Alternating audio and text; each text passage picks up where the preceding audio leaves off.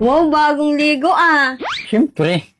Be, may nakapagsabi na ba sa'yo na ang pogi mo? Meron. Mama ko. Talaga? Niloloko ka lang ni mama mo?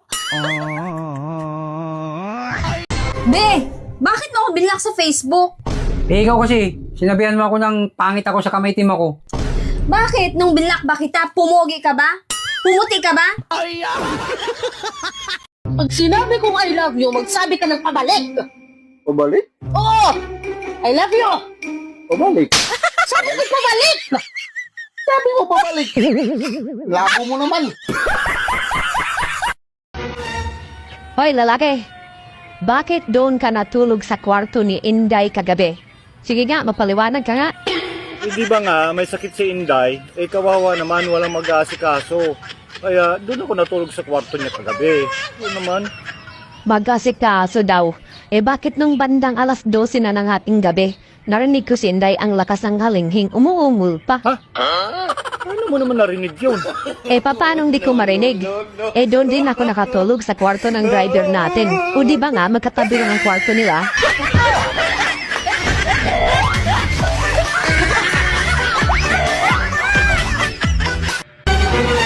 Mahal, may tanong ako sa'yo. Ano yun? Pagka ba may edad na nakagaya ko, pwede pang maging baby? Diyos ko naman, mahal. Ang tanda mo yan, magpapababy ka pa. Ikaw naman. Ah, ganon. Eh bakit ikaw? 53 ka na, ang tanda mo na. Pero kung makadede ka sa akin, daig mo pa ang baby.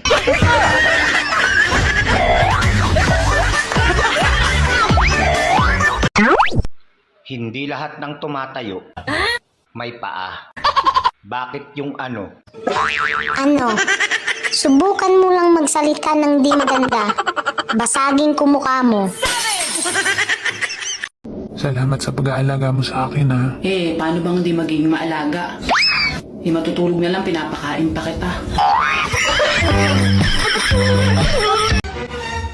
Honey, Oh, gaano katotoo yung usap-usapan dyan sa labas na pinasok ka daw ni Kumari dito noong mag-isa ka lang dito sa bahay at wala ako? oo, Han. Oh, tapos anong ginawa mo? Hindi, siyempre, tumakbo ako palabas. Ikaw naman. Talaga ginawa mo yun? Tumakbo ka? We, di nga. Eh, kung halimbawa ikaw, Han, naman, ang naiwan dito sa bahay mag-isa, tapos pinasok ka ni kumpare, ano gagawin mo? E di syempre, ganun din sa ginawa mo. Ha? Anong ganun din sa akin? Tatakbo ka rin? Hindi. O sisinungaling din ako, kagaya mo.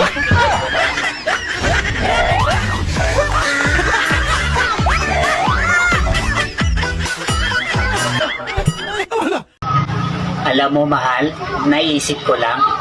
Ano? Kesa naman kumuha ako ng babaeng bayaran, eh, sa'yo ko na lang ibibigay yung pera ko. Diba?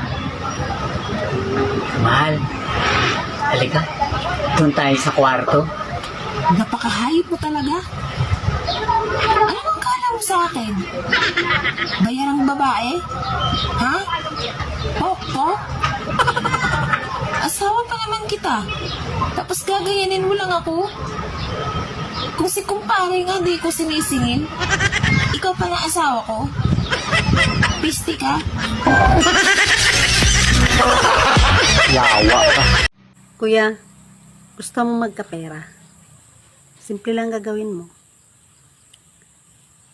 Pasok ka sa imbornal ko.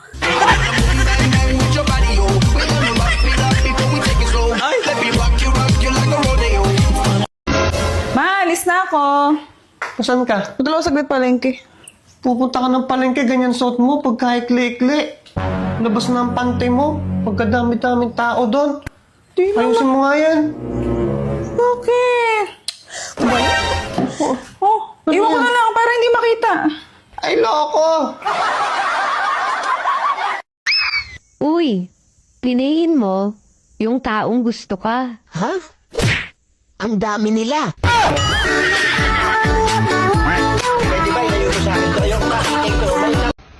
Yung alam mo na ngang mabaho, pero bakit di mo maiwasang amuyin?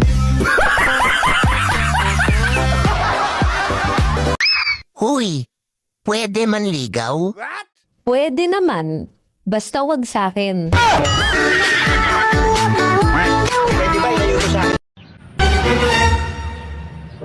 Mahal, baka pwedeng makaisa. Anong makaisang sinasabi mo? Isang round lang ba? Ang tagal na natin hindi nagbimbangan eh. Ay, ayoko. Pagod ako palagi. Ayoko. Saka wala akong gana. Mahal, hindi mo ba alam? Katapusan ngayon. Sumweldo na ako.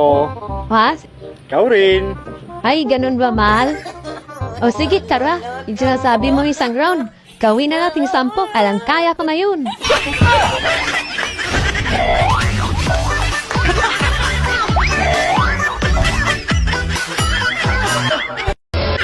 Nagugutom ka ba? Gusto mo sa'yo na tong monay ko? Huwag mong sabihin ikamamatay mo kapag nawala siya. Huwag kasi puro siya. Kumain ka ng iba.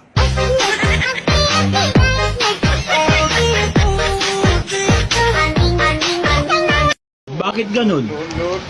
Yung kumain ako ng mani, amoy bagong.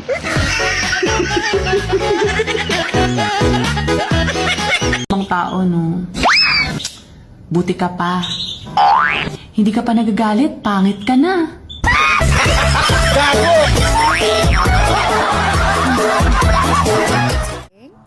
Pwede bang magpalit tayo ng posisyon? Mamayang gabi? Sure, darling. Why not? Ano ang position gusto mo, baby? Ikaw ang magluto at maghugas ng plato, habang ako'y nakaupo sa sofa at nood ng TV.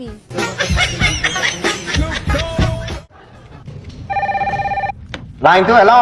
Hello, Mang Ernie! Pwede po magtanong? Ano yung katanungan? Sino po ba yung unang-unang arkitekto? Ang pinakaunang arkitekto ay si Eva. Bakit po? Dahil siya ang unang nagpatayo. Ganun po ba? Pwede ko isa pa po? Pwede. Sige. Sino naman ho ang pinakaunang estudyante? Ang pinakaunang estudyante ay si Adan. Bakit po? Dahil siya ang kauna-unahang pumasok. Miss, totoo ba pag December nagbibigayan? Oo naman. Panahon kasi ng mababait at huwag magdamot. Ganun ba? May 100 ka dyan? Wala!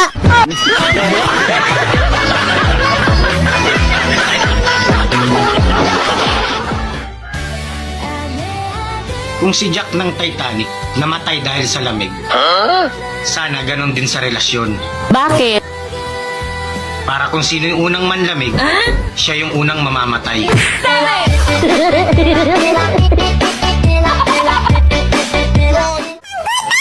Ang gusto ko sa isang babae, yung maganda, mahaba ang buhok, yung mabait, mapagmahal, makadiyos.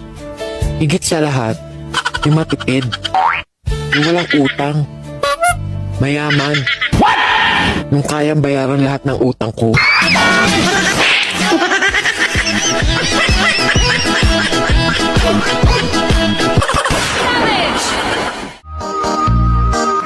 Kung ako ang jowa mo, O bakit?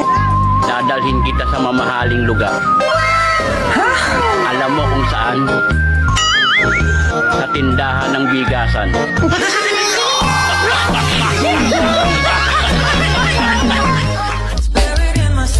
Yung partner ko, lagi kong nahuhuling nakatingin sa akin. Hindi ko alam kung napupugian ba siya sa akin o nagsisisi na.